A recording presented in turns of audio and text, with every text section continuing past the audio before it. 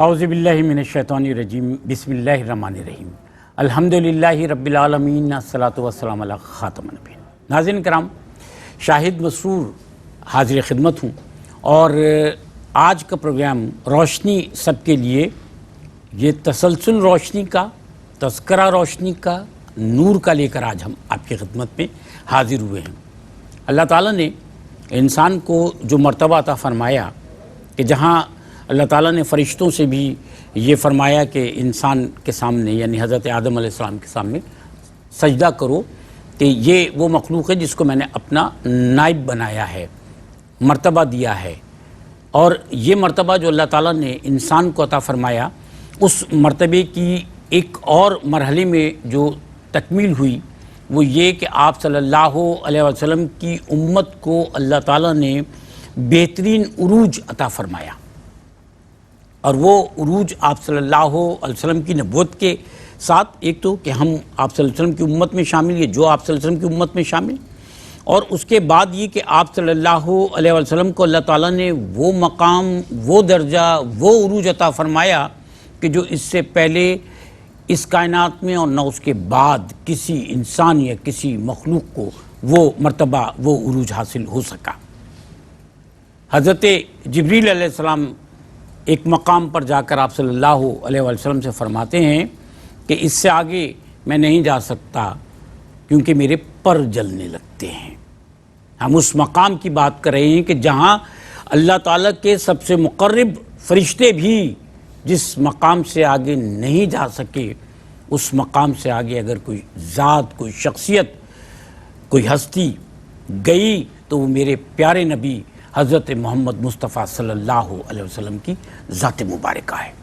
یہ عروج ہے، یہ معراج ہے، اور اس واقعہ معراج کے حوالے سے آج ہم بات کر رہے ہیں۔ یہ معراج کا واقعہ جس کی شب کو ہم عبادت کرتے ہیں اور اللہ تعالیٰ سے اپنی مغفرت کی دعا مانگتے ہیں، اپنے لیے نہ جانے کیا کچھ مانگتے ہیں، اور اللہ تعالیٰ اپنی شان کے مطابق یہ جو زمین ہے اس کے عرش پر آ کر اللہ تعالیٰ کہتا ہے کہ مانگو مجھ سے کیا مانگنا ہے، مغفرت مانگنی ہے۔ یہ سورۃ دخان میں اس کا تذکرہ موجود ہے۔ میرا منصب یہ نہیں کہ میں جو ہے سبجیکٹ پر زیادہ گفتگو کر سکوں، لیکن میں اپنی عقیدت کا اظہار کر رہا ہوں کہ آج کا جو پروگرام کا موضوع ہے وہ ہے معراج نبی صلی اللہ علیہ وسلم، اور معراج النبی صلی اللہ علیہ وسلم پر گفتگو کرنے کے لیے آج جن شخصیت کو اور شخصیات کو ہم نے یہاں پر مدعو کیا، وہ بھی اس موضوع اور منصب پر گفتگو کرنے والے، محبت کرنے والی وہ شخصیات ہیں کہ جن کا آج کے لوگوں میں، آج کے انسانوں میں، مسلمانوں نے اللہ تعالیٰ نے ایک ممتاز مقام رکھا۔ انسان اپنی نیت کے ساتھ ترقی کرتا ہے، اور دین کے معاملات میں جس کو اللہ تعالیٰ عزت عطا فرمائے، بہبود کے اور جس کو ہم کہتے ہیں انسانی خدمت، اس شعبے میں بھی اللہ تعالیٰ جس کو کوئی مقام اور منصب عطا فرمائے تو اس پر اللہ تعالیٰ کی خاص رحمت اور حضرت محمد مصطفیٰ صلی اللہ علیہ وسلم کی خاص محبت اور نظر عنایت ہوتی ہے۔ ہمارے ساتھ پہلی شخصیت جو تشریف فرما ہے، آپ کسی تعارف کے محتاج نہیں ہیں۔ پہلے تو میں آپ کا حضرت کا جو ہے اس میں گرامی ہے وہ آپ کی خدمت میں عرض کروں کہ ہمارے ساتھ تشریف فرما ہے محترم ڈاکٹر الحاج محمد حنیف طیب صاحب۔ السلام علیکم سر۔ وعلیکم السلام ورحمۃ اللہ وبرکاتہ۔ ماشاء اللہ۔ محترم حنیف طیب صاحب کو تمغہ امتیاز حکومت پاکستان نے عطا فرمایا۔ آپ فیڈرل منسٹر ہیں، کئی منسٹریز آپ کے پاس رہیں جن کا اگر میں تذکرہ کروں تو 6-7 منسٹریز بہت اہم منسٹریز آپ کے پاس رہیں۔ آپ المصطفیٰ ویلفیئر ٹرسٹ کے نام سے ایک بہت بڑا ادارہ بھی چلا رہے ہیں۔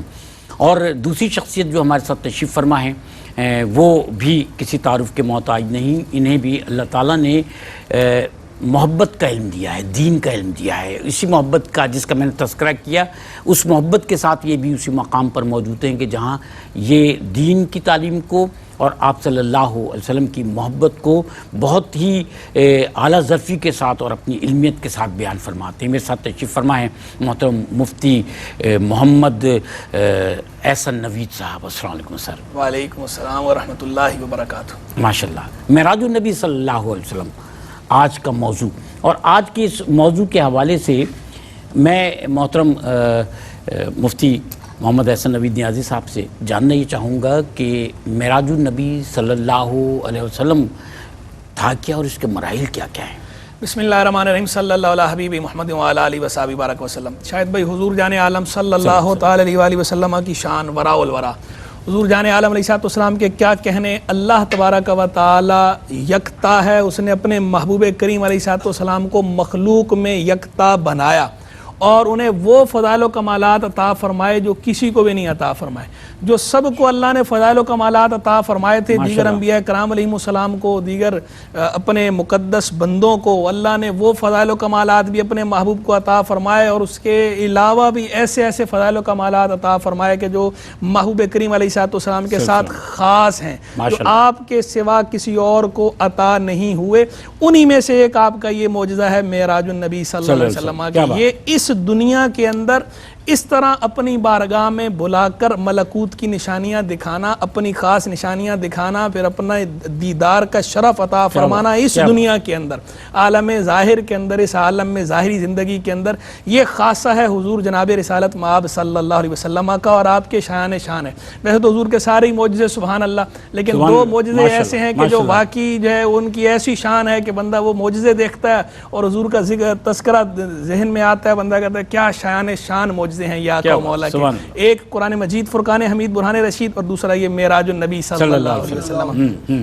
اور لوگ جو ہے وہ تمنا کرتے رہے، دیگر انبیاء کرام علیہ السلام نے تمنا کی، رب یارینی انظر الیک، موسیٰ علیہ السلام کہتے رہے میرے رب میں تجھے دیکھنا چاہتا، مجھے اپنا آپ دکھا میں تجھے دیکھوں گا، فرمایا گیا لن ترانی، تم ہرگز مجھے نہیں دیکھو گے اس دنیا میں۔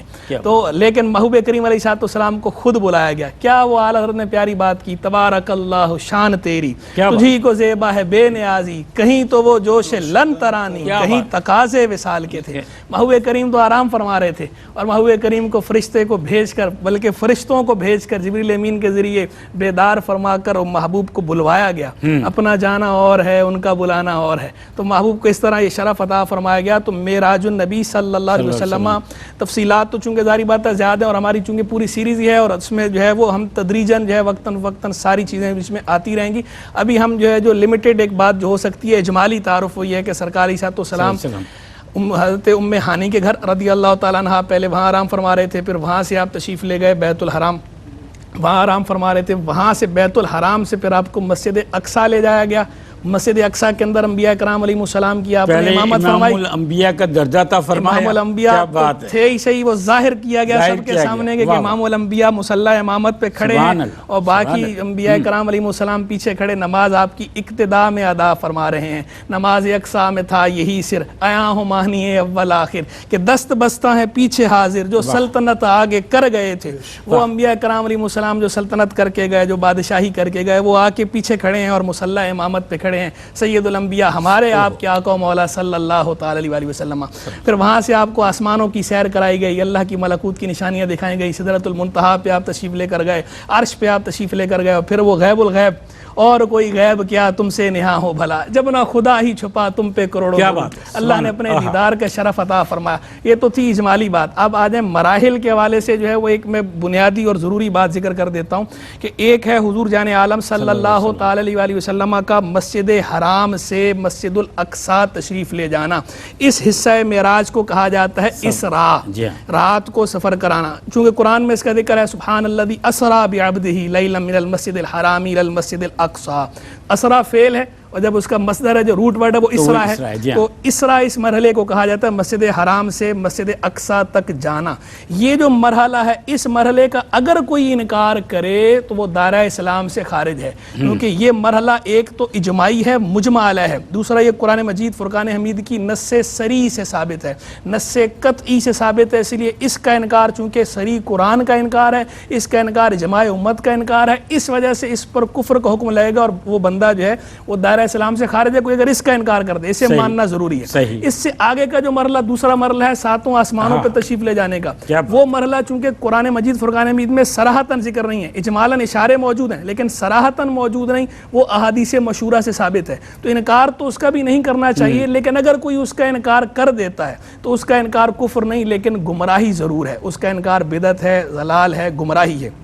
اور پھر اس سے آگے کا مرحلہ خاص جنت میں تشریف لے جانا حضور جان عالم علیہ السلام کا، اس کا ثبوت چونکہ احادیث آحاد سے ہے، تو انکار اس کا بھی کرنا نہیں چاہیے، لیکن اگر کوئی اس کا انکار کر دیتا ہے تو اس کے انکار پر حکم فسق کا لگے گا۔ یعنی 3 الگ الگ مرحلے میں نے ذکر کیے، ایک کے انکار کا حکم کفر کا ہے، دوسرے کے انکار پر حکم جو ہے وہ گمراہی کا ہے، تیسرے کے انکار پر حکم جو ہے وہ فسق کا ہے، یعنی وہ بھی گناہ ہے۔ پھر اس سے آگے کا مرحلہ عرش الہی پہ تشریف لے جانا اور اللہ تبارک و تعالیٰ کا دیدار، اس کا بھی انکار کرنا نہیں چاہیے، لیکن چونکہ یہ مسئلہ اختلافی ہے، اس لیے اگر اس کے اندر کوئی انکار کرتا ہے تو اس پر صرف خطا کا حکم لگے گا، کفر کا، گمراہی کا یا فسق کا حکم نہیں لگے گا۔ پہلے مرحلے کو اسراء کہا جاتا ہے اور اگلے مرحلے کو معراج کہا جاتا ہے، بعض اس سے اگلے کو عارج کے نام سے تعبیر کرتے ہیں، اور ویسے مجموعی طور پر جب ہم عرف میں معراج کہتے ہیں تو ہماری مراد یہ سارے مراحل ہوتے ہیں، ان سب کو معراج بھی کہہ دیا جاتا ہے اور سب کو مجموعی طور پر اسراء بھی کہہ دیا جاتا ہے۔ ماشاءاللہ، یہ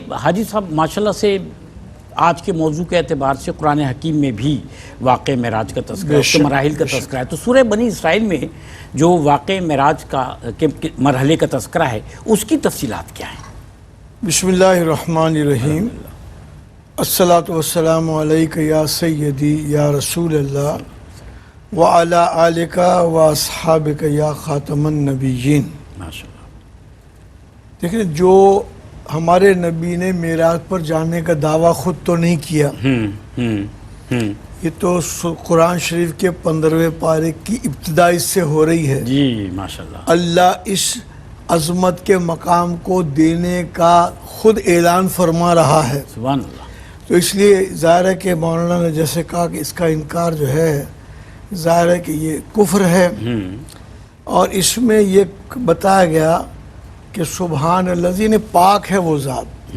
تو اس کا مطلب یہ کہ یہ سب جو بھی عظمتیں عطا کی جا رہی ہیں وہ نبی کریم صلی اللہ علیہ وسلم کو اللہ عطا کرتا ہے۔ سبحان اللہ، جو لے گیا اپنے بندہ خاص کو رات کے تھوڑے سے حصے میں، یہ اصل میں 11ویں نبوت کا 11واں سال تھا، 27ویں شب تھی، ماشاءاللہ، جیسے مولانا نے فرمایا ام ہانی ابن ابی طالب کے گھر پر آرام فرما تھے، اور وہاں سے ان کو یہ خبر دی گئی کہ آپ کو اب اللہ تعالیٰ دیدار کے لیے بلا رہا ہے۔ سبحان اللہ، یہی سما تھا کہ پے کے رحمت خبر یہ لایا کہ چلیے حضرت، کیا بات ہے، تمہاری خاطر کشادہ ہیں جو کلیم پر بند راستے تھے، جو کلیم پر بند راستے تھے، کلیم پر راستے بند تھے۔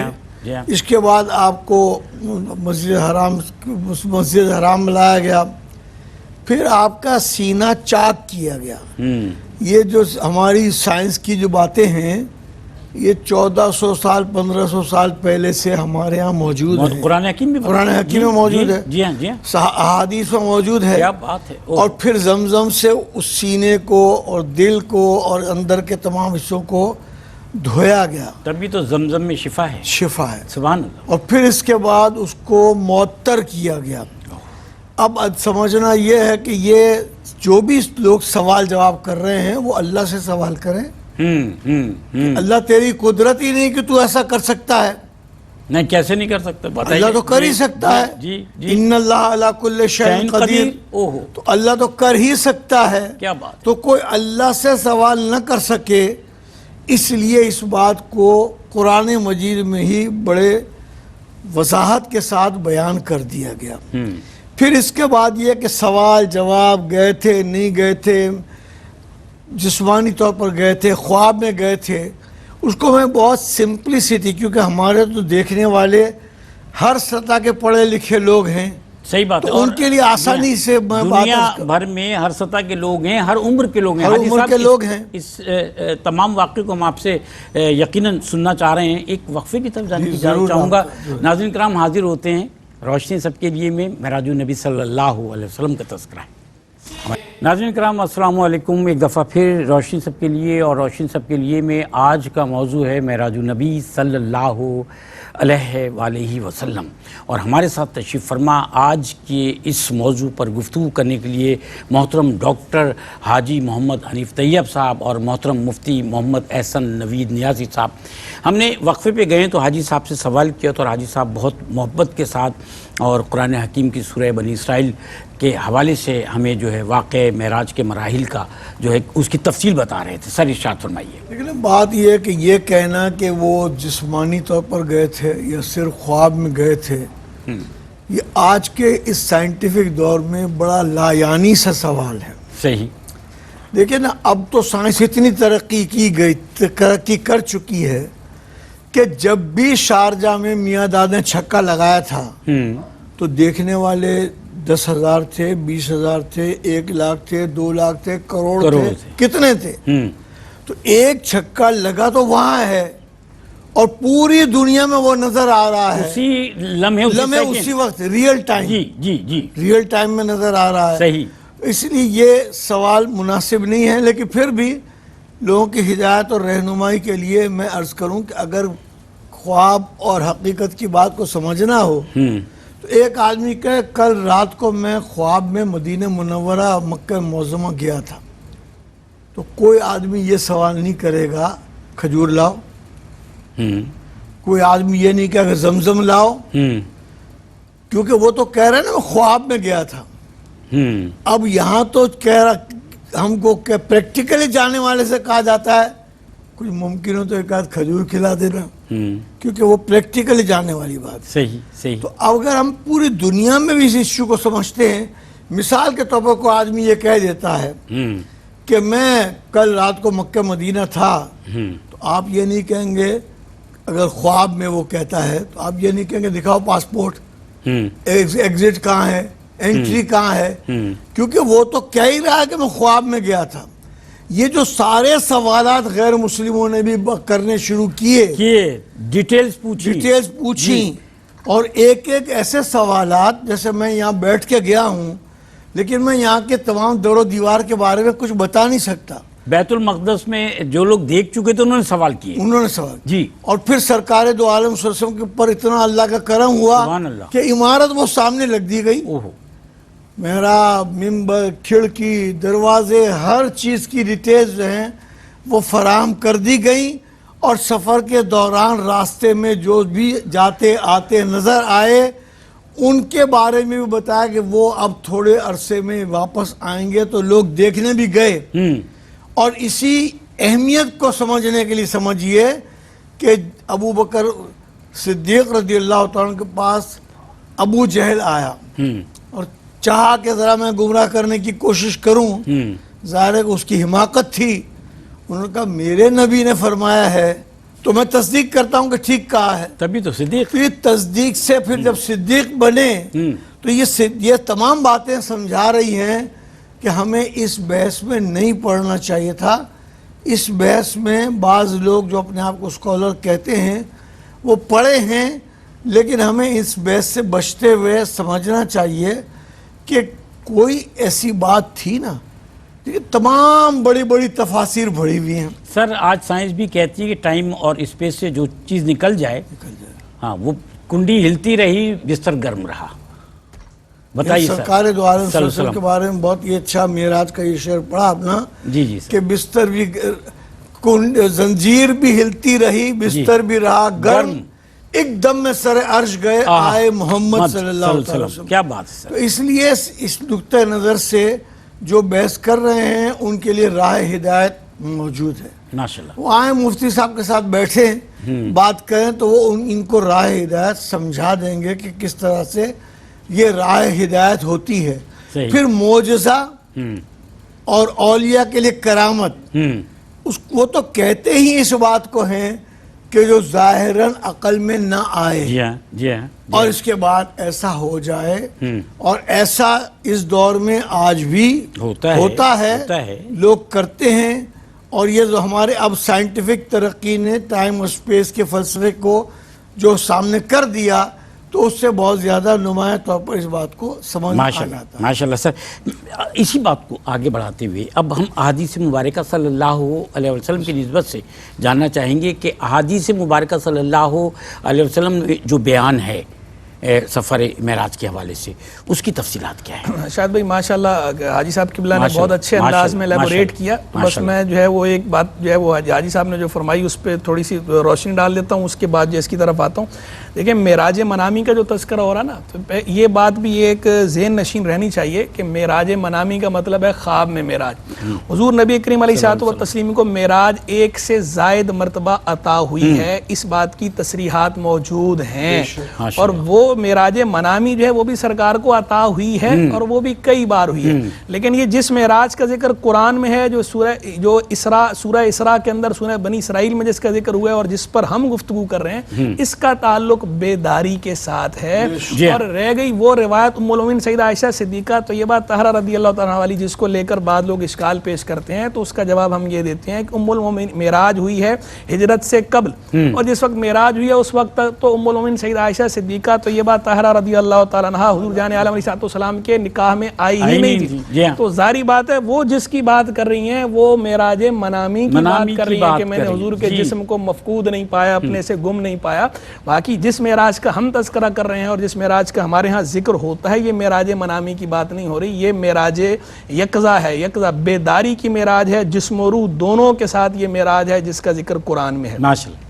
اب جو ہے وہ آئیے احادیث کریمہ کی طرف، جو احادیث کریمہ کے اندر اس کا جو ذکر موجود ہے، دیکھیں احادیث کریمہ کے اندر اس کی بہت ساری تفصیلات موجود ہیں۔ ظاہری بات ہے قلیل وقت میں وہ سب بیان کرنا ممکن نہیں، کچھ کا ذکر میں نے پہلے کر دیا تھا، کچھ کا ذکر جو ہے وہ حاجی صاحب نے فرما دیا، اور میں کچھ دیگر کا ذکر کر دیتا ہوں انتہائی اختصار کے ساتھ۔ ایک تو حضور جان عالم صلی اللہ تعالی علیہ وسلم جب تشریف لے کر گئے، حضور نبی کریم صلی اللہ علیہ وسلم نے فرمایا، مسند احمد بن حنبل کی حدیث ہے، نگار نے فرمایا کہ میں گزرا سرخ ٹیلے کے پاس سے شب معراج، تو موسیٰ علیہ السلام وهو قائم یصلی فی قبرہ، اور وہ کھڑے ہوئے اپنی قبر میں نماز ادا فرما رہے تھے۔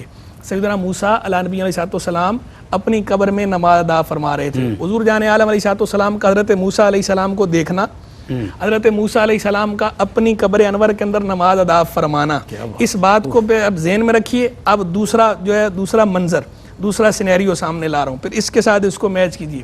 حضور نبی کریم صلی اللہ علیہ وسلم جب معراج پہ تشریف لے کر گئے، جب آسمانوں کی آپ نے سیر فرمائی ہے، تو ساتوں آسمانوں میں ہر آسمان پہ آپ کی کسی نہ کسی پیغمبر علیہ السلام سے ملاقات ہوئی۔ پہلے آسمان پہ آپ کی ملاقات ہوئی سیدنا آدم علیہ نبینا علیہ السلام سے، دوسرے آسمان پر آپ کی ملاقات ہوئی حضرت یحییٰ اور حضرت عیسیٰ علیہ السلام ان کے ساتھ، تیسرے آسمان پر آپ کی ملاقات ہوئی حضرت یوسف علیہ نبینا علیہ السلام کے ساتھ، چوتھے آسمان پر ملاقات ہوئی حضرت ادریس علیہ نبینا علیہ السلام کے ساتھ، پانچویں آسمان پر آپ کی آگے ملاقات ہوئی حضرت ہارون علیہ نبینا علیہ السلام کے ساتھ، چھٹے آسمان پر آپ کی ملاقات ہوئی سیدنا موسیٰ علیہ نبینا علیہ السلام کے ساتھ، ساتویں آسمان پر ملاقات ہوئی سیدنا ابراہیم علیہ نبینا علیہ السلام۔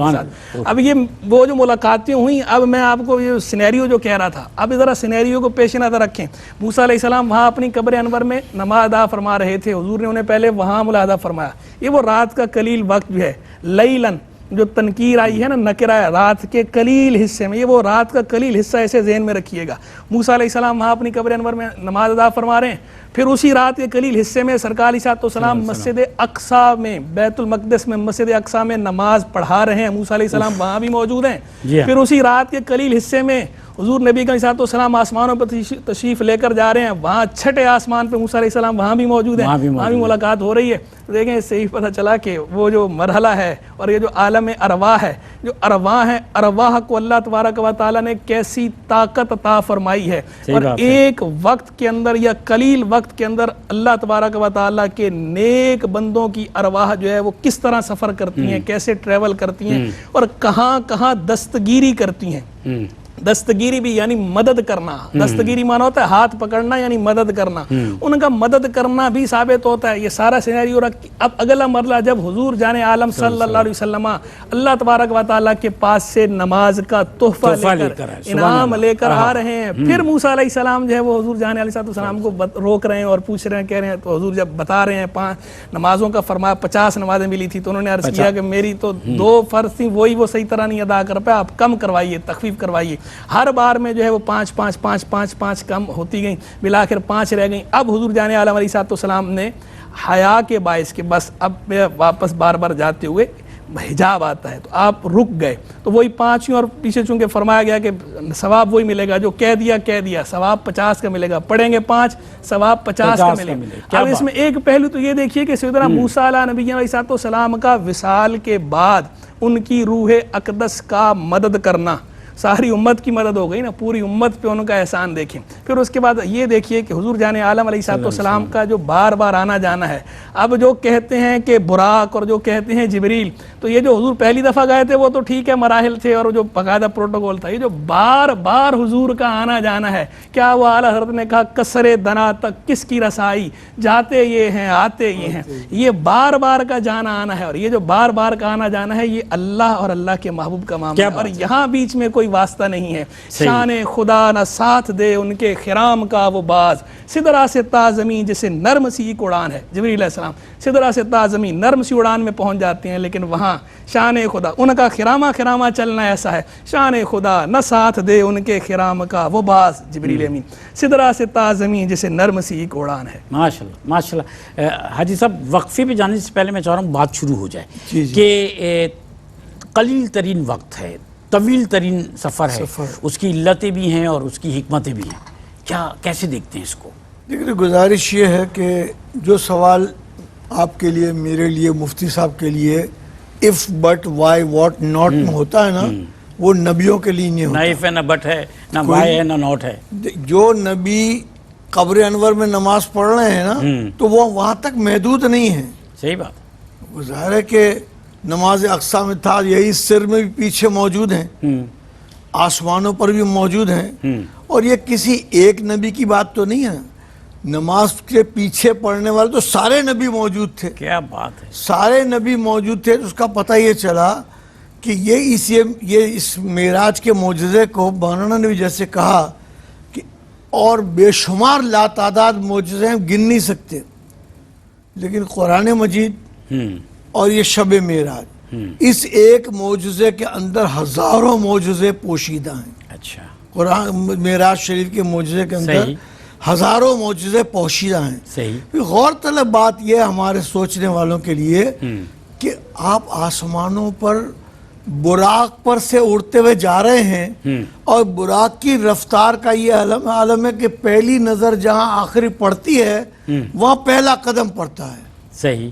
اتنی اوپر سے نیچے نماز پڑھتے ہوئے دیکھنا، یہ معجزہ حضور کے لیے بھی ہے، حضرت موسیٰ علیہ السلام کے بھی ہے، سب کے لیے۔ اچھا، معجزات جو ہیں آپ صلی اللہ علیہ وسلم کی پوری زندگی کو اگر دیکھا جائے تو اللہ تعالیٰ نے انسان کو بتایا ہے ایک بہترین زندگی قرآنی تعلیمات کے اللہ کی رضا کے لیے گزار دینا بھی معجزہ ہے۔ میں وقفے پہ جانا چاہ رہا ہوں، اس کی اجازت آپ سے درکار ہے۔ حاضر ہوتے ہیں سر، حاضر ہوتے ہیں۔ ناظرین کرام، روشن صاحب کے لیے آج اس پروگرام کا آخری سیگمنٹ آج کا اور موضوع ہے معراج النبی صلی اللہ علیہ وآلہ وسلم۔ خوبصورت موضوع کے ساتھ خوبصورت شخصیات یہاں تشریف فرما محترم ڈاکٹر حاجی محمد حنیف طیب صاحب اور محترم مفتی محمد احسن نوید نیازی صاحب۔ وقفے میں جانے سے پہلے ہمیں اس قلیل وقت میں جو طویل سفر ہے اس کی علتوں اور حکمتوں کے حوالے سے فرما رہے تھے سر آپ۔ کیا چیز ممکن ہے یہ میرے اور آپ کے لیے ہے، ٹھیک، کیا چیز ناممکن ہے وہ میرے لیے اور آپ کے لیے ہے۔ جہاں ہم نے سنا کہ ان اللہ علی کل شیء قدیر، کن ہو گیا، اور کن اور فیکون سب ہو گیا، تو اس تصور کو سامنے رکھتے ہوئے یہ وقت کی قلت اور سفر کی لمبائی یہ میرے اور آپ کے لیے ہے، اور اللہ تعالیٰ نے اس کو اسی لیے خود ہی اپنی طرف سے بیان کیا گیا، بیان ہوا۔ اور اب اس دور میں، اس سائنٹیفک دور میں یہ سوال مشکل نہیں ہے۔ مثلا مثال کے طور پر آج سے 100 سال پہلے کوئی سوال ہو سکتا تھا کہ آواز کی رفتار کیا ہے، پیناسونک طیارے کی رفتار کیا ہے، یہ صرف بٹ اس میں تھا، لیکن جیسے جیسے اللہ کی دی ہوئی صلاحیت سے بندے نے ترقی کی تو پھر یہ تمام چیزیں پاسبل ہو گئیں اور ہو رہی ہیں۔ لیکن یہ پاسبلٹیز ہیں، اس کا ذکر 1400-1500 سال پہلے سے آج جہاز اڑ رہا ہے نا، دیکھیں آج اڑ رہا ہے، جہاز اڑ رہا ہے، اور روز ہر مرتبہ جہاز کی رفتار کو تیز ہونے کے لیے ایک ریلوے لائن ہے کراچی پاکستان والے کیا جانے کہ یہ ریلوے کی رفتار چائنا میں اور جاپان میں اور دوسرے ملکوں میں کیا ہے، بلٹ تصور نہیں کر سکتے، وہ بلٹ ہے. جی ہاں. تو اس لیے یہ تمام سوالات اس کے لیے تھے. لیکن اسلام نے 1400 سال پہلے ان تمام چیزوں کے بارے میں اس واقع معراج کے ذریعے سے بتا دیا کہ قلیل وقت میں طویل ترین سفر کرنا. ایک مرتبہ غزالی دوران علامہ سید احمد سعید شاہ صاحب کاظمی، جن کا میں ادنا سا غلام ہوں، سبحان اللہ، وہ نانک واڑے میں ہری مسجد میں خطاب کر رہے تھے. اس دن نیل آرمسٹرانگ چاند پر اترا تھا. اچھا، پہلا رات کو جلسہ ہو رہا تھا، پرچہ لکھ کر آیا کہ امریکہ کے لوگوں نے جو یہ دعویٰ کیا ہے چاند کے پہنچنے کا، تو یہ کہیں کسی پہاڑی پر اتر گئے ہیں یا واقعی وہ اتر گئے. تو سورہ رحمان کی آیت تلاوت کر کے حضرت نے سمجھایا کہ اس کا تذکرہ تو ہے اللہ بسلطان لکھ کر 1400 سال پہلے سے موجود ہے. ہاں، اگر کوئی ایسی سواری تم نے ایجاد کر لی تو تم اس سواری پر پہنچ سکتے ہو.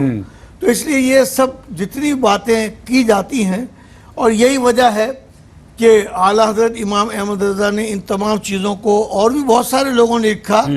معراج پر ویسے قصیدے اور نعتیں بہت لکھی گئی، جی ہاں، لیکن اعلیٰ حضرت کے قصیدے میں ذرا آپ روانی دیکھیے.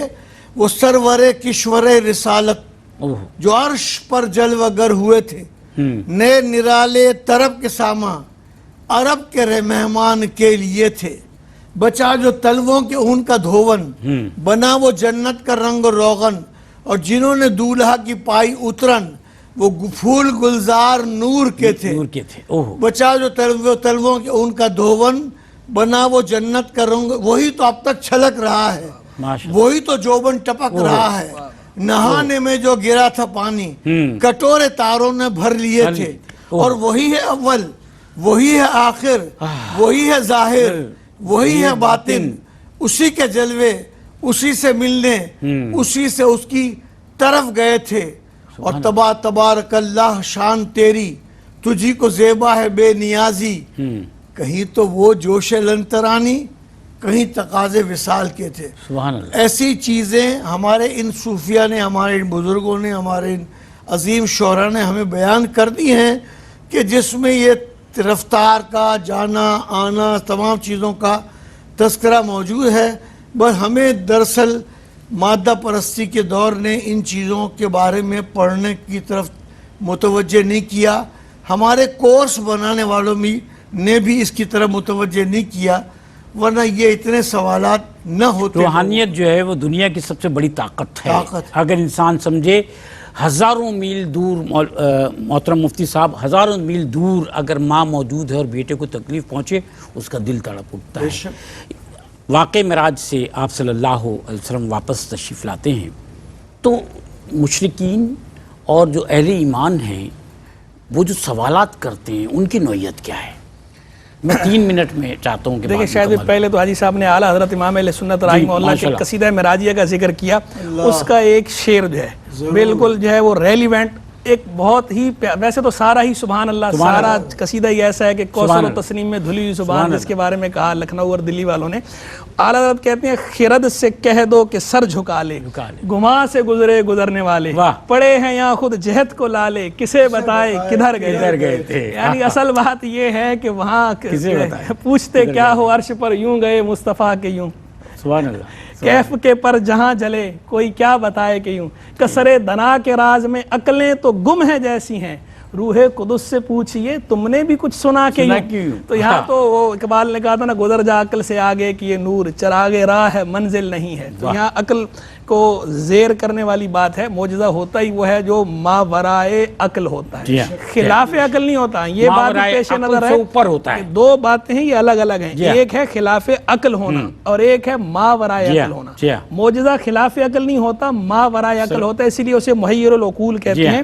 خلاف عقل چیز کے بارے میں یہ طے شدہ ضابطہ ہے ہمارے دین کا کہ خلاف عقل چیز جو ہے اس کا کبھی وجود نہیں ہوتا، وہ محال ہوتی ہے. امپاسبل جسے ہم کہتے ہیں ناممکن، اس کی 3 قسمیں کرتے ہیں. لیکن جو آپ کی عقل، آپ کی سوچ سے اوپر ہے، وہ آپ کے اختیار سے باہر ہے. جی، تو میں کیٹیگرائز اس کو شارٹ اس وے میں کر دیتا ہوں کہ ایک ہے محال عقلی، ایک ہے محال شرعی اور ایک ہے محال عادی. محال عقلی کا صدور جو ہے وہ ممکن ہی نہیں ہے. معجزہ اور کرامت محال عقلی نہیں ہوتے, نہ محال شرعی ہوتے ہیں, وہ محال عادی ہوتے ہیں, عادتاً محال ہوتے ہیں. عقلاً چونکہ وہ عقل سے ماورا ہیں, لیکن خلاف عقل بہرحال نہیں ہے. عقل صحیح اور نقل صحیح نہیں, یہ اسی سے لنک اپ ہے اور یہ انتہائی ضروری ہے, اس لیے اس کی وضاحت بھی ضروری ہے.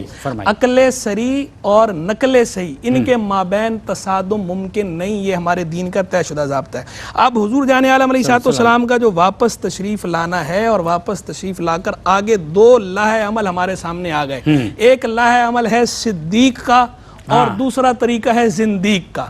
جو نام ماننے والے تھے وہ زندیق تھے, وہ بے دین تھے, وہ ابو جہل, وہ نام ماننے والوں میں بے مثال, اور جو ماننے والے تھے وہ صدیق اکبر رضی اللہ عنہ, جو ماننے والوں میں بے مثال. تو اب اہل ایمان اس کو دیکھ لیں کہ ایک صدیقی طریقہ ہے, ایک زندیقی طریقہ ہے, کہ جب اللہ رسول کی بات آ جائے اور وہ ثابت ہو جائے کہ اللہ رسول کی بات ہے تو اس کے آگے سر تسلیم خم کر دینا چاہیے. اف اینڈ بٹ, چون چرا لیما لا نسلم, یہ باتیں نہیں ہونی چاہیے. حاجی صاحب میرے پاس 30 سیکنڈ ہے, آپ کا آج کے موضوع پر پیغام چاہیے. میں صرف یہ عرض کرنا چاہتا ہوں کہ یہ تمام جہاں جہاں بھی معراج کا تذکرہ ہو نا, ماشاءاللہ, تو اس میں جو حضور کے مشاہدات تھے نا, نماز میں سستی کرنے والے کے لیے, اموال سے زکوٰۃ نہ دینے والے کے لیے, حلال بیوی کے ہوتے ہوئے زنا کرنے یا حلال شوہر کے ہوتے ہوئے زنا کرنے والے مرد عورت دونوں کے لیے, یتیم کا مال کھا جانے والے, چغل خور لوگ, بے پردہ عورتیں, جھوٹی قسم کھانے والے,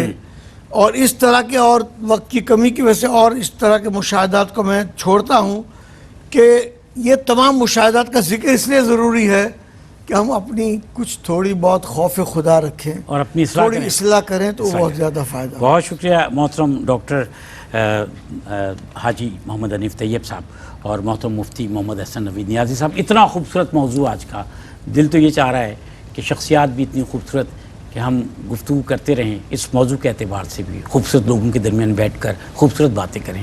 پھر حاضر ہوں گے, دعاؤں میں یاد رکھیے گا. اللہ حافظ.